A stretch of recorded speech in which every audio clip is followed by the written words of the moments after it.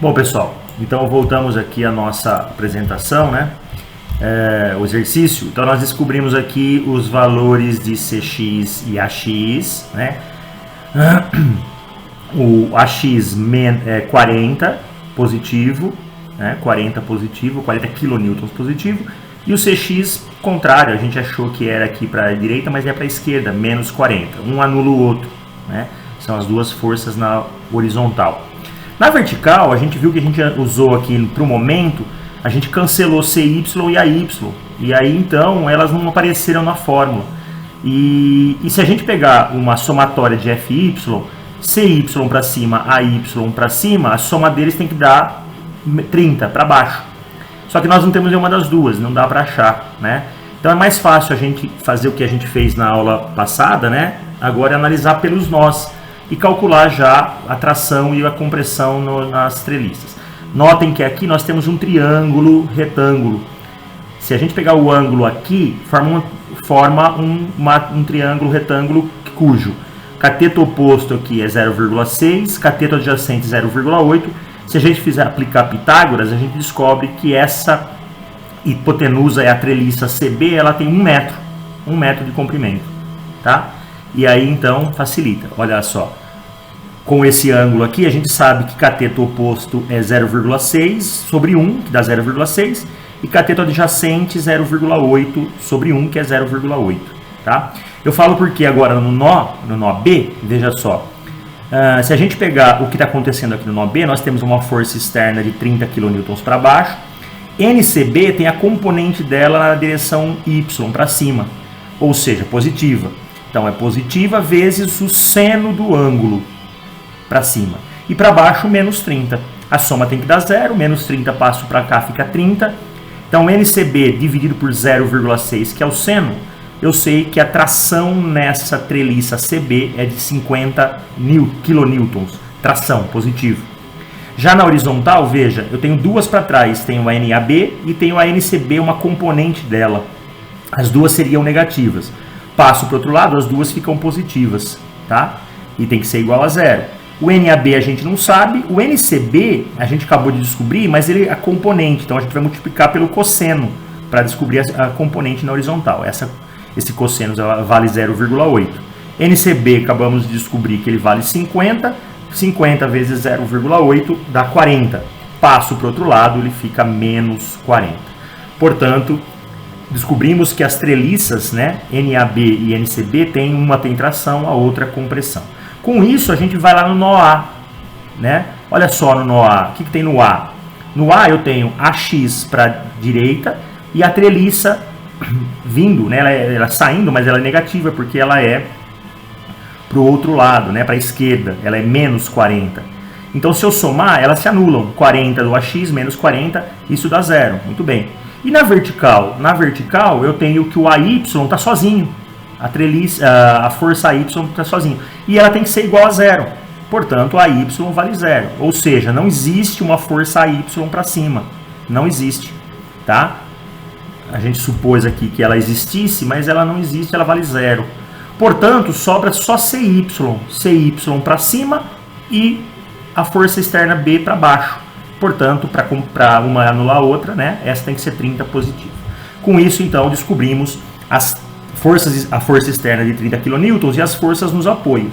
O apoio A só tem uma força AX de 40, CX é uma menos 40 porque ela está ao contrário, e uma força CY para cima de 30. Ok? Muito bem. A gente descobriu as forças, descobrimos as treliças, aqui uma sofre tração, a outra compressão. Legal, descobrimos aí tudo no nó A, ok? Agora, note que a gente vai calcular a tração cisalhante. Para isso, veja, ó, essa barra é uma barra quadrada, né? Ela é como se fosse uma... Ela tem 800 milímetros, né? 0,8 metros de comprimento, 50 milímetros vendo de frente, né? Então, veja só, aqui, ó, 50 milímetros de frente. Nós vimos que a força cisalhante, a força normal aqui, ó, a tensão normal é de 40 newtons para trás. A reação AX é 40 para frente. Só que notem que a força cisalhante ela tem que ser perpendicular aqui, né? Ou seja, eu estou fazendo força nessa treliça, essa força é nessas duas barras aqui, nesses dois eixos aqui, ó, ok? Que está engatado aqui, né, na treliça, e eu estou calculando agora nesse parafuso vertical aqui, ok? Então veja, se ele é vertical aqui, e são duas, a força AX, que é de 40, ela se divide 20 para esse parafuso, 20 para esse eixo aqui e 20 para o outro. Ela separa em duas, tá? Se a gente vê de cima, essa é a visão lateral, 50. Se a gente vê de cima, veja que de cima ela tem ela é quadrada, né? Então ela tem aliás, ela é retangular, ela tem 50 de frente e 30, né, como se fosse de altura aqui, 50, e vendo de cima o comprimento, a largura dela é de 30 milímetros. Ela é quadrada. E aqui está supondo uma distância de 25 milímetros para cima e para baixo, né, só para ter uma distancinha, precisa ter uma distância para prender o parafuso aqui, ok? Isso aqui a gente vai usar depois. Muito bem. O importante está aqui, 20, a força é 20 cada um dos eixos aqui, uma aqui, ó, 20, 20. Então é essa força cisalhante, nesse eixo parafuso vertical aqui, olhando de cima, ok? Então simplesmente a área é o parafuso que importa pra gente, né? É nela que está sendo feita a força cisalhante, a força de corte, né, perpendicular. Então veja, a área dela, o parafuso tem 25 milímetros, a gente vai dividir por 2, que é o raio, então π vezes o raio ao quadrado. Lembrando que aqui é milímetros, transforma em metros, aqui 10 a menos 3. Faço a multiplicação, eu tenho a área do parafuso, tá? E a tensão cisalhante não é de 40, porque tenho 2 pontos, né? Então é 20 cada uma. Então 20 dividido pela área, eu tenho então que a tensão cisalhante é de 40,7 megapascal, ok? Na outra conexão, né? C, veja, nessa conexão, ela é uma barra, essa sim, ela é uma só, né? É uma barra lateral, mas só tem um eixo aqui, ó. Diferente do A, que tinha o engate com 2, ela era fixa. Aqui é um só. Então, toda a força de 50 newtons que é de tração nessa barra aqui, né? Nessa treliça CB, tá? Que ela é, inclusive, circular, né? Ela tem 20 milímetros, então a gente supõe mais 20 aqui, isso não importa. O importante que está aqui é toda a força de 50 newtons puxando isso. Então toda a força de 50 newtons é nessa daqui também, ok? Então se é 50 puxando, 50, né, sendo puxado também aqui. O parafuso tem a mesma área, 25 milímetros, então a tensão cisalhante nesse caso do eixo C é toda a força de 50 kilonewtons, desculpa, nessa área, dando uma tração maior aqui, né? Uma tensão cisalhante maior, ok? Muito bem. Vamos agora ver, ele pede na questão C a tensão normal. Agora a normal é na barra, né? A cisalhante é no parafuso. Então, como é na barra mesmo, a barra A, veja, ela é 50 de altura e olhando de cima ela é 30. Então a área dela, 30 por 50 milímetros. Então, 1.500 milímetros quadrados, portanto, 1,5 vezes 10 a menos 3 metros quadrados, né? Milímetros ao quadrado dá 10 a menos 6, com esses 1.500 dá 10 a menos 3, tá? Então, essa é a área dessa base. Então, veja que ela é retangular, 50 de altura, olhando de cima, 30 de comprimento, 30 vezes 50 é a área, não é circular, a treliça CB que é circular.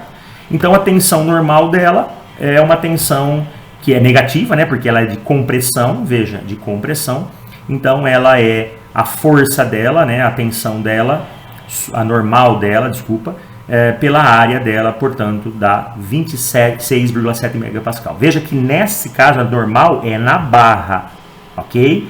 A cisalhante é nesse parafuso aqui. Ela é uma força, essa força aqui é na normal na barra, a outra que a gente calculou antes é a cisalhante, que é no parafuso, nessa barra vertical, tá? Se a gente pegar a barra CB, a mesma coisa, né? Essa sim é uma barra circular de 20 milímetros, então a área vai ser πr quadrado, a área é 20 milímetros de diâmetro, dividido por 2, 10 milímetros, fazendo ao quadrado, aqui nós temos essa área aqui. Portanto, todos 50 newtons, na barra ela é, sobre a área, é de 159 megapascal. Isso na barra e diferente da cisalhante que é no parafuso aqui, ok? Então essa aqui é o que a gente já tinha previamente pressuposto, né?